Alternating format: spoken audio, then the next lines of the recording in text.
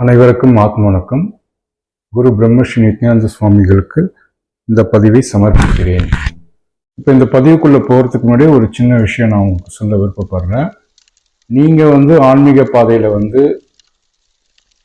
பயணப்பட்டுட்ருக்கீங்க, இல்லை உங்களுக்கு தியானம் செய்யறதுல இன்ட்ரெஸ்ட் இருக்குது, இல்லை யோகம் அப்படின்னா என்னன்னு தெரிஞ்சுக்கணும் அப்படின்னு நீங்கள் விருப்பப்பட்டீங்கன்னா கீழே இருக்கிற நம்பருக்கு நீங்கள் காண்டாக்ட் பண்ணி நீங்கள் எங்களை தொடர்பு கொள்ளலாம். இப்போ இங்கே நாம் என்ன பண்ணிட்டு இருக்கோம்னா தியான பயிற்சி, யோக பயிற்சி நம்ம கொடுத்துட்ருக்கோம். இது மூலிமா ஐயாவோட வழியில் நாங்கள் இந்த தியான பயிற்சியும் யோக பயிற்சியும் கொடுத்துட்ருக்கோம். வாங்க இப்போ பதிவுக்குள்ளே போகலாம். இப்போ இந்த பதிவில் நம்ம என்ன பார்க்க போகிறோம்னா, நாம் இந்த வாழ்க்கையை வாழ்ந்துக்கிட்டு இருக்கோமா இல்லை கடத்தி கொண்டு இருக்கிறோமா அப்படின்றத நம்ம யோசிச்சு பார்க்கணும். இப்போ இந்த வாழ்தல் அப்படின்றதுக்கும் கடத்தி கொண்டிருக்கிறோம்ன்றதுக்கும் நிறைய வித்தியாசங்கள் இருக்கு.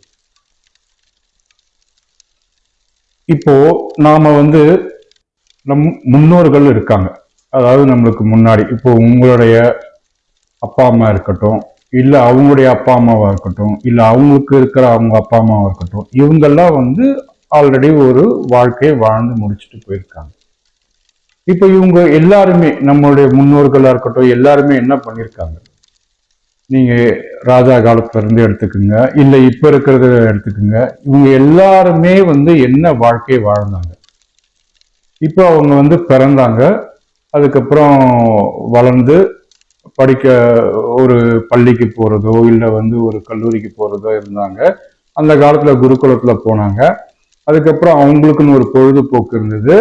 அதுக்கப்புறம் அவங்க என்ன பண்ணாங்கன்னா கல்யாணம் பண்ணிக்கிட்டாங்க. அதுக்கப்புறம் ஒரு குழந்தை பெற்றுக்கிட்டாங்க. அதுக்கப்புறம் அந்த குழந்தைய பார்த்துக்கிட்டாங்க. அப்புறம் அந்த குழந்தைய எப்படி வளர்க்கணும், அதை எப்படி சிறப்பான வாழ்க்கையை கொடுக்கணும் அப்படின்றதுல அவங்க வாழ்ந்து முடிச்சுட்டு அதுக்கப்புறம் அந்த மரணத்தை இயற்கை. இப்போ நாம வாழற வாழ்க்கைக்கும் இந்த வாழ்க்கைக்கும் என்ன வித்தியாசங்கள் இருக்கு, அவங்களுக்கும் நமக்கும் என்ன வித்தியாசம் இருக்கு, நம்ம என்ன மாற்றத்தை நம்ம இந்த பிறப்புல நாம எடுத்துட்டு வந்திருக்கோம். அவங்க என்ன வாழ்க்கை வாழ்ந்தாங்களோ அதே வாழ்க்கையை தான் நாமளும் இங்கே வாழ்ந்துட்டு இருக்கோம். இப்ப நாமளும் பிறந்தோம், நாமளும் என்ன பண்றோம், ஒரு வேலைக்கு போறோம், இல்லை ஏதாவது ஒரு தொழில் செய்யறோம்.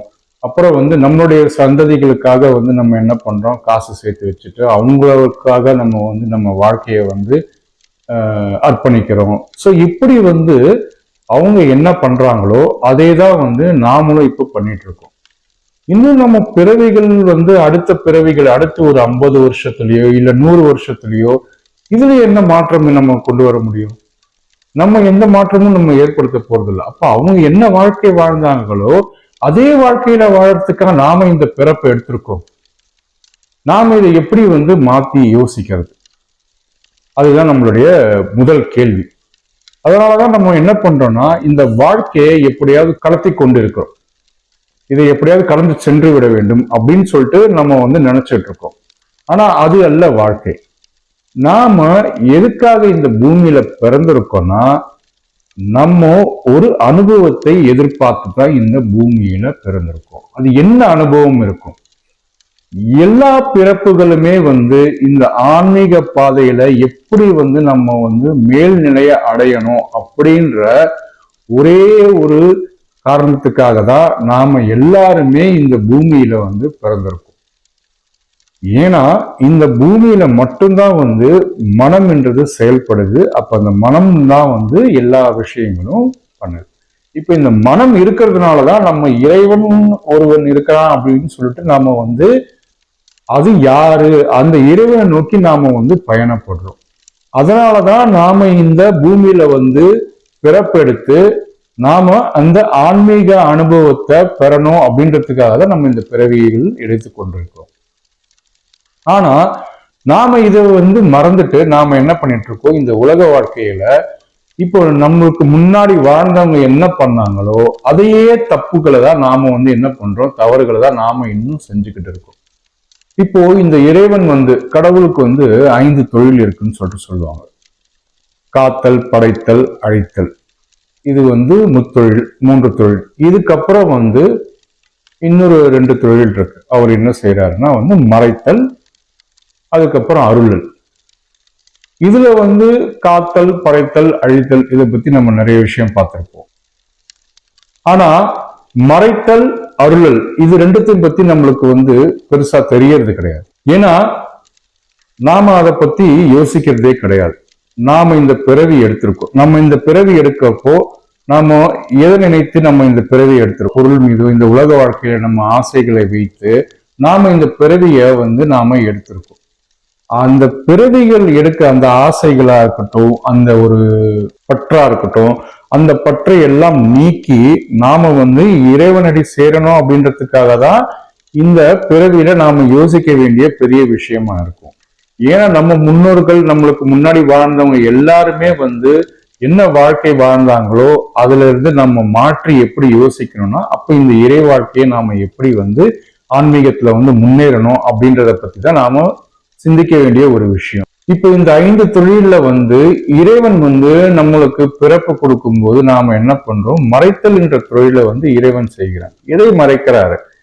அதாவது நம்மளுடைய பூர்வ ஜென்மங்கள், இதற்கு முன்னாடி இருந்த நம்மளுடைய ஞாபகங்கள் அனைத்தையும் அவர் மறைக்கிறார். நல்லா யோசிச்சுக்குங்க, அதை அழிக்கவில்லை, அதை வந்து மறைச்சுதான் வைக்கிறாங்க. அப்போ அதை மறைச்சு வைக்கிறாங்கன்னா அப்போ அதுக்கு நடுவுல ஏதோ ஒரு திரைன்னு ஒண்ணு இருக்கு, சரிங்களா? இப்போ இந்த திரையை வந்து நாம எப்படி விளக்குறது? இப்ப இந்த திரையை விளக்குனாதான் நம்மளுக்கு முற்பிறவில நாம என்ன பண்ணிட்டு இருந்தோம், இதுக்கு முன்னாடி நம்மளுடைய பற்றுகள் எல்லாம் எது மீது வைத்திருந்தோம், நம்ம பிறப்பு எடுக்கிறதுக்கு எது காரணமா அமைஞ்சிருக்கு, அப்போ நாம அதை சரி செஞ்சாதான் நாம என்ன பண்ண முடியும்னா அடுத்த பிறவிகள் நாம எடுக்கிறதுக்கு தவிர்த்து கொண்டு வந்து கொண்டிருக்கோம். அப்போதான் நம்ம வந்து அந்த பிறவா நிலைன்ற ஒரு அற்புதத்தை வந்து நம்மளால உணர முடியும்.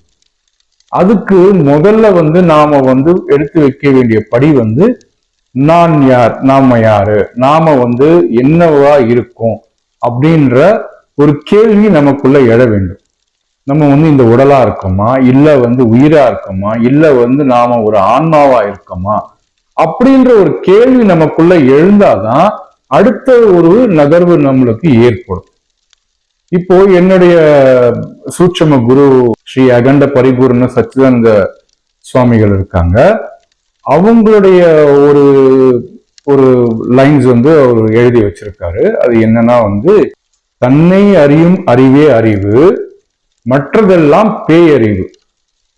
அப்படின்னா வந்து என்னன்னா, தான் யாருன்னு உணர்ற அந்த அறிவு மட்டும்தான் வந்து பெரிய அறிவு, அதுதான் உண்மையான அறிவு. மற்றது எல்லாமே வந்து மாயை அப்படின்ற ஒரு பேய் அறிவுல தான் நாம வந்து இருந்து வாழ்ந்து கொண்டிருக்கோம்.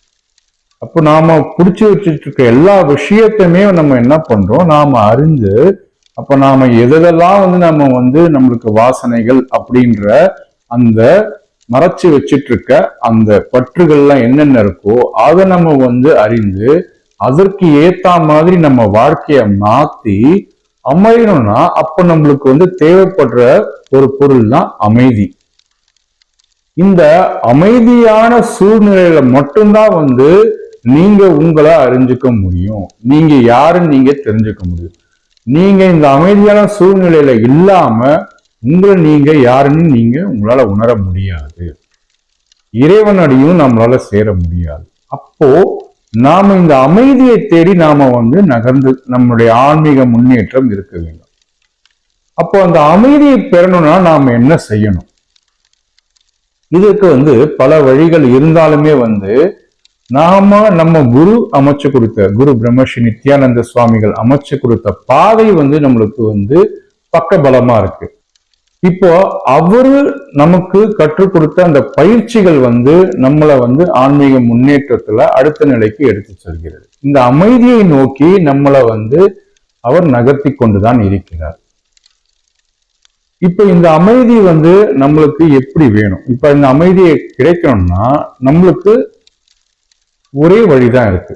இது வந்து தியானமும் இல்ல இந்த யோக பயிற்சி செய்வதன் மூலயமா மட்டும்தான் நம்மளால இந்த அமைதி நிலையை அடைய முடியும். அதனாலதான் நம்ம வந்து என்ன பண்றோம், இந்த தியானமா இருக்கட்டும் இல்ல ஆன்மீக வீடியோக்கள் நம்ம நிறைய பாக்குறோம். ஸோ அதுல இருந்து நம்ம ஏதாவது ஒரு முன்னேற்றம் அடைய முடியுமா அப்படின்னு சொல்லிட்டு நாம வந்து என்ன பண்றோம்னா வந்து நம்ம நிறைய வீடியோஸ் எல்லாம் பாக்குறோம். ஆனா நிறைய வந்து சித்தர்களோட பாடல்களை வந்து நம்ம வந்து கேட்கிறோம், நிறைய ஆன்மீக பாடல்கள் நம்ம கேட்கிறோம். ஆனா இதெல்லாம் வந்து நம்மளுக்கு வந்து இந்த கேள்வி அறிவுன்னு மட்டும் இருந்தா மட்டும் நம்மளால வந்து இந்த அமைதியான பாதையில நம்மளால முன்னேற முடியுமானா முடியாது. ஏன்னா நம்மளுக்கு வந்து ஒரு பயிற்சி தேவை. நம்மளுடைய மனமானது எப்போ அடங்கி ஒடுங்கி இருக்கிறதோ அப்பதான் நம்மளுக்கு முழு அமைதி, அந்த பேரமைதின்றது வந்து நம்மளால வந்து உணர முடியும். அப்படி நம்ம உணர்ந்தா மட்டும்தான் நாம அடுத்த நிலைக்கு இந்த ஆன்மீகத்துல செல்ல முடியும். இல்லைன்னா நம்மளுக்கு அது ஒரு தடையாவே எப்பொழுதுமே இருந்துகிட்டு தான் இருக்கும். பல பிறவிகள் எடுத்தாலும் நம்ம என்ன பண்ண போறோம்? இதே வாழ்க்கையதான் வாழ்ந்துகிட்டு இருக்க போறோம். என்ன வாழ்க்கை? பிறக்க போறோம், சாப்பிடுவோம், அதுக்கப்புறம் வளருவோம், அதுக்கப்புறம் வந்து படிப்போம், ஏதோ ஒன்று படிப்போம், ஏதோ ஒரு பொழுதுபோக்கு இருக்கும், அதுக்கப்புறம் நம்ம ஒரு திருமணம் பண்ணுவோம், அதுக்கப்புறம் பிள்ளை குட்டிகளை பெற்றுப்போம், அவங்கள வளர்க்கணும், அதுக்கப்புறம் அவங்களுக்காக நம்ம வாழ்க்கையை வந்து நாம வந்து செலவிட வேண்டியதா இருக்கும். இப்படி இதுல எதுவுமே மாற்றம் இல்லாம வந்து அப்படியேதான் இருக்க போகுது. என்ன, நாம இருக்கிற நம்ம யூஸ் பண்ற அந்த டெக்னாலஜிஸ், அந்த தொழில்நுட்பங்கள் தான் மாறிக்கொண்டேதான் இருக்குமே தவிர, ஆனா இந்த வாழ்க்கை முறையை வந்து நாம வந்து எப்பவுமே எத்தனை பிறவிகள் எடுத்தாலுமே நாம அதை வந்து கடத்தி கொண்டுதான் இருப்போம். அப்போ நாம நம்மளை உணர்ற வரைக்கும் நாம இந்த பிறவிகளை எடுத்துக்கொண்டுதான் இருப்போம். அதனாலதான் சொல்றோம், நம்ம வந்து இந்த யோக பயிற்சியில நீங்க வந்து இது பயிற்சி பண்ணும்போது அப்போ நீங்க அதை உணர்வீர்கள். அப்போ அந்த உணரும் போதுதான், அந்த உணரும் தன்மை வந்த பிறகுதான் வந்து நாம ஆன்மீகத்துல அடுத்த நிலைக்கு செல்ல முடியும். சரிங்களா? அதனால எப்பவுமே வாழ்க்கையை வந்து நீங்க அமைதியா வாழறீங்களா, உங்களுக்கு திருப்தியான வாழ்க்கை இருக்கா அப்படின்றத ஒரு கேள்வி உங்களுக்குள்ள எப்பவுமே கேட்டுக்கிட்டே இருங்க. அப்படி இல்லையா, அப்போ வந்து நாம வந்து ஒரு ஆன்மீக பயணத்துக்கு நம்ம தயாரா இருக்கோம் அப்படின்றதுதான் வந்து அங்க இருக்கிற சூட்சமே. இப்போ நாம கொடுக்குற இந்த பயிற்சி மூலயமா வந்து உங்களால அந்த அமைதியை பரிபூரணமா உணர முடியும். சரிங்களா? சோ அதனால உங்களுக்கு விருப்பம் இருந்தா, நீங்க தியானத்துல வந்து உங்களுக்கு விருப்பம் இருந்தா கீழே இருக்கிற நம்பரை வந்து தொடர்பு கொள்ளுங்க. நாங்க உங்களுக்கு தேவையான விளக்கங்களை கொடுக்குறோம். உங்களுக்கு வந்து அது திருப்தியா இருந்ததுன்னா நீங்க இந்த உபதேசத்தை வந்து நீங்க எடுத்துக்கலாம். சரிங்களா? நன்றி, வணக்கம்.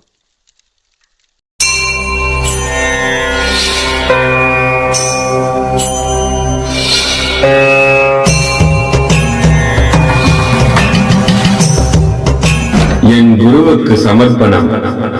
அவர் இல்லாவிடில் தொலைந்திருப்பேன்.